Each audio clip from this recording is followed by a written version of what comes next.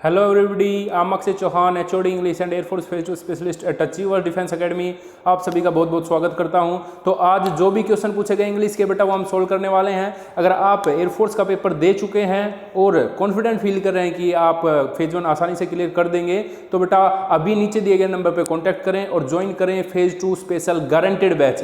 Phase 2 का air force phase 2 का वो बैच जिसमें गारंटी है कि आपका सिलेक्शन होगा। अगर आपका सिलेक्शन नहीं होगा तो आपसे कोई फीस नहीं ली जाएगी, अगर आपका सिलेक्शन होगा तो ही आपसे फीस ली जाएगी। तो ज्वाइन करने के लिए अभी नीचे दिए गए कॉन्टैक्ट नंबर पे कॉन्टैक्ट करें। तो आज का पेपर भी बेटा सारा अपनी बुक से पूछा गया है, तो सारे क्वेश्चन सोल्व करेंगे हम फटाफट। तो पहला क्वेश्चन था एडवर्सिटी। एडवर्सिटी का पूछा गया था एंटोनियम। तो एडवर्सिटी का एंटोनियम होता है बेटा प्रोस्पेरिटी। उससे अगला क्वेश्चन पूछा गया था, स्पेलिंग पूछी गई थी इन्वेस्टिगेशन की। तो इन्वेस्टिगेशन की स्पेलिंग होगी INVESTIGATION। उसके बाद एक क्वेश्चन था आपका change of part of speech. Part of speech बदलना था आपको। ओबिडेंस का नाउन ओबिडेंस दे रखा था, ये नाउन है ओबिडेंस, इसका बनाना था आपका वर्ब। तो ओबिडेंस का वर्ब होगा ओबे। उससे अगला क्वेश्चन था बेटा आपका क्वेश्चन नंबर 4 जो कि था she has not come to meet me since she reached here. तो बेटा इस सेंटेंस में क्या दे रखा था, सिंस दे रखा था। यहाँ पे आपको सभी को ध्यान होना चाहिए, क्लास में भी हमने पढ़ा है कि सिंस के जस्ट बाद वाला सेंटेंस, टेंस के स्पेशल केस में पढ़ा है, सिंस के जस्ट बाद वाला सेंटेंस में आएगा पास्ट इंडेफिनिट तो वर्ब की सेकंड फॉर्म, और जो उससे पहले लिखा हुआ सेंटेंस में आएगी वर्ब की हैज हैव प्लस वर्ब की थर्ड फॉर्म, बोले तो प्रेजेंट परफेक्ट टेंस। तो बेटा बिल्कुल सही था, तो सेंटेंस में कोई एरर नहीं थी। तो she has not come to reach me, she has not come to meet me since she reached here. तो सेंटेंस में कोई गलती नहीं है, नो एरर है। उससे अगला क्वेश्चन था आपका, ये भी एरर का क्वेश्चन था जो कि टेंस से नहीं कंडीशनल सेंटेंस से पूछा गया था। The patient would have died when the doctor had not come. तो बेटा ध्यान देंगे आप यहाँ पे, ये कंडीशनल सेंटेंस का सेंटेंस है, कंडीशनल सेंटेंस है ये, जिसके अंदर आप ध्यान रखेंगे व्हेन का नहीं, यहाँ पे इफ का यूज होता है। क्यों कंडीशनल वर्ड होता है ना आपका इफ, तो व्हेन की जगह क्या आएगा, यहाँ पे इफ आएगा। उससे अगला है बेटा ही सेड डोंट गो, इसका नरेशन चेंज करना था, तो ही का ही सेड को बदल देंगे आप ऑर्डर्ड में या फॉरबिडन में भी बदल सकते हैं। यहाँ पे कोमा इन्वर्टेड कोमा को हटा के लगा देंगे टू, क्योंकि सेंटेंस कैसा आपका नेगेटिव इंपेरेटिव, लेकिन पहले नोट लिखा जाएगा बाद में टू, उसके बाद गो। तो इसका इनडायरेक्ट स्पीच हो जाएगा he ordered not to go. उससे अगला क्वेश्चन था बेटा आपका प्रेपोजिशन का, जो कि एरर में पूछा गया था।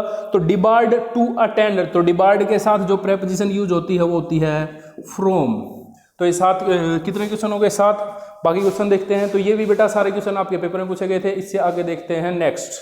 अगला क्वेश्चन पूछा गया था बेटा आपका वन वर्ड सब्स्टिट्यूशन से। तो सारे प्लेस अगर आप अचीवर्स की बुक में देखेंगे तो सारे प्लेस एक साथ इकट्ठे दिए गए हैं। तो place where grains are kept, तो जहाँ पे आपका अनाज रखा जाता है उस जगह को क्या कहते हैं बेटा हम, ग्रेनरी। तो बेहद आसान क्वेश्चन। रिसीव की स्पेलिंग जो बार बार मैं लिखता भी जब भी बोर्ड पे था तब भी आपको बताता था बेटा, ध्यान रखेंगे सी के बाद ई और उसके बाद आई आएगा। तो ध्यान रखते हैं बेटा, इंपॉर्टेंट है रिसीव की स्पेलिंग। तो ये स्पेलिंग आपकी पूछी गई थी। उसके बाद एक क्वेश्चन था आपका नरेशन से, the station master said to me. तो नरेशन बिल्कुल आसान पूछ रहा है इस बार, कोई दो राय नहीं इसमें। तो the station master said to को बदल दिया आपने टोल्ड में मी का मी, कोमा इन्वर्टेड कोमा की जगह आ गया that, the train as it is को बदल देंगे वॉज में लेट का लेट। तो इसमें बिल्कुल आसान सा क्वेश्चन था, बस कंजंक्शन लगाना था, सेड टू को टोल्ड में बदलना था और इज को वाज में बदलना था। तो बेहद आसान क्वेश्चन था। उसके बाद ये तो अचीवर्स की नोटबुक जो मैं आपको क्लास में कराता हूँ बेटा, वही एज इट इज क्वेश्चन पूछा गया था। A teacher teaches English here, तो इसका जब आप वॉइस चेंज करेंगे तो ऑब्जेक्ट को बना देते हैं सब्जेक्ट, तो इंग्लिश इज टॉट हेयर। तो यहाँ पे एक ऐसे व्यक्ति के द्वारा काम किया गया है जिसके लिए वो बना है, तो हम पैसिव वॉइस में बाय प्लस सब्जेक्ट छोड़ सकते हैं। उससे अगला क्वेश्चन था बेटा आपका प्रेपोजिशन से। तो फील्ड के साथ जो प्रेपोजिशन होती है विद का यूज होता है, जैसे हमने एग्जांपल भी किया है अगर क्लास में आपको याद हो तो, फील्ड विद वाटर। तो फील्ड के साथ किसका यूज होता है, विद का। उससे अगला क्वेश्चन था बेटा आपका संडे मॉर्निंग। तो संडे मॉर्निंग से पहले अगर यहाँ पे आपका अकेला मॉर्निंग होता तो इन भी यूज कर सकते थे हम, लेकिन संडे लगने की वजह से इससे पहले क्या यूज होगा, ऑन। तो बेहद आसान क्वेश्चन आपके पेपर में पूछे गए थे। 4 नंबर का जैसे यूजुअली होता था पैसेज था, ठीक है।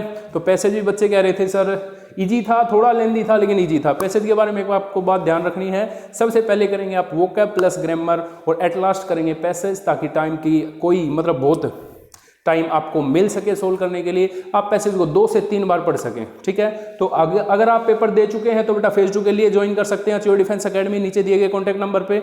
अगर आप अभी भी पेपर देने वाले हैं तो चैनल को सब्सक्राइब कर दें, लाइक कर लें और बेल आइकन दबा लें, ताकि आपको आने वाले पेपर्स की नोटिफिकेशन मिल सके। और जो डिफेंस है, एयरफोर्स की बात कर लें, हम नेवी की बात कर लें, वो सारे क्वेश्चन रिपीट करता है, ज़्यादा कलेक्शन नहीं होती उनके पास क्वेश्चन की, तो सारे क्वेश्चन मैक्सिमम रिपीट होते हैं। कई बार तो जैसे आज फर्स्ट शिफ्ट में एक क्वेश्चन पूछा गया, सेम क्वेश्चन सेकंड में भी पूछ लिया, ऐसा भी कल वाली शिफ्ट में हुआ था। तो इसी प्रकार से आज भी ऐसा हो सकता है या आने वाले शिफ्ट में भी ऐसा हो सकता है कि इन क्वेश्चन में से एज इट इज आपको पेपर में मिल जाए। तो इसको फॉलो करते रहें, आपका स्कोर डेफिनेटली बढ़ेगा और आपको अंदाजा आएगा कि हाँ भाई आप कहाँ पे स्टैंड कर रहे हैं। तो thank you so much for watching our video, thanks a lot, Jai Hind जय भारत। एक बात और, अगर आप तैयारी करना चाहते हैं बेटा एयरफोर्स नेवी एनडीए की, तो अचीवर डिफेंस एकेडमी में स्टार्ट हो चुके हैं बैच, वो भी 16 तारीख से, तो उसके लिए भी आप रजिस्टर करा सकते हैं नीचे दिए गए कॉन्टैक्ट नंबर पर। So thank you so much, जय हिंद जय भारत, अचीवर्स का सहारा, सिलेक्शन तुम्हारा।